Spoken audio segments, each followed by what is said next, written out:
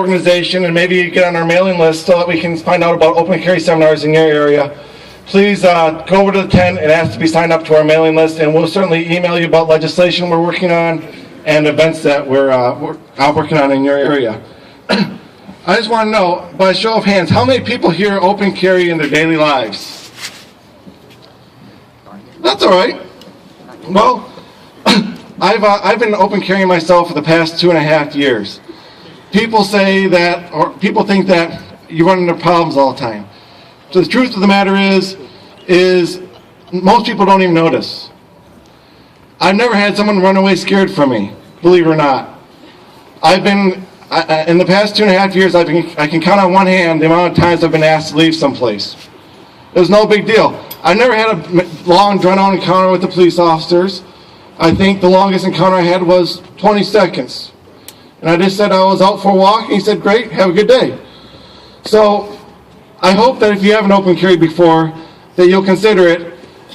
And even if you don't want to open carry, at the very least that you'll support everyone else's right to open carry if they so choose.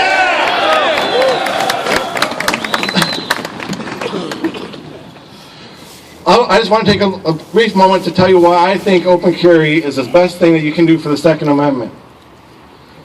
Now I have a question to ask you, regardless of how you feel about the topic.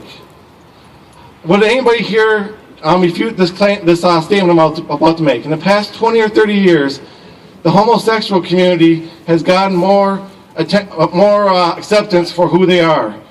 Does anybody refute that? I don't think there's a single person. Even if you don't like it, you won't refute that they've gotten more acceptance. Why is that? I think one of the big reasons is that they've come out of the closet.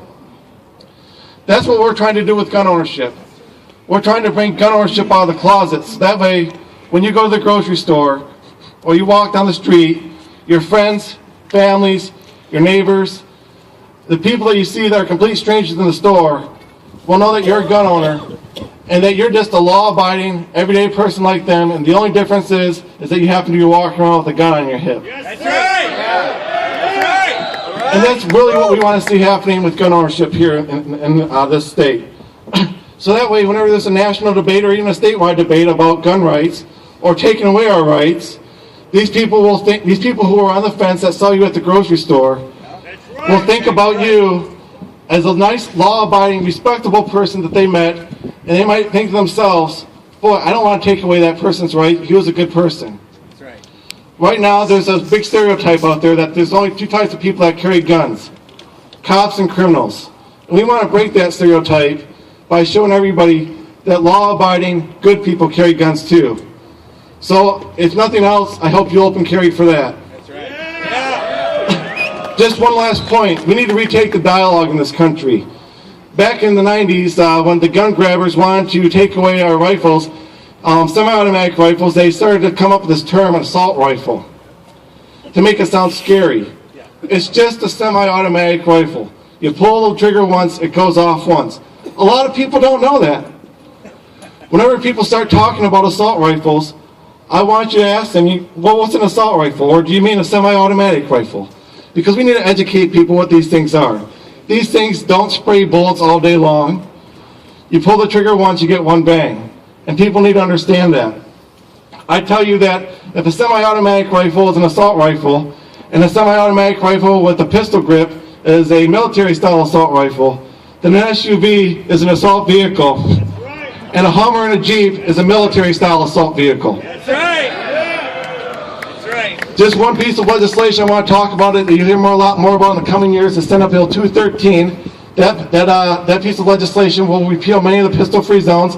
I'd love to tell you more about it, but I'm limited on time today. It's being sponsored by Senator Green, a very good guy. He'll be speaking later. If you want to hear more about it, please sign up for our email list in the tent over there. Go ask for the Michigan Open Carry Table. Get on our email list. You'll hear more about it. Next up, I want to introduce to you a vet and a good friend of mine. He's the state chairman of Campaign for Liberty. Many of you may have heard that there was a political convention in town of Lansing here about a month ago. And some people were asked to leave because they were carrying guns. Well, that was me, and that was my good friend over here, Tony. So please give a round of applause for Tony DeMott.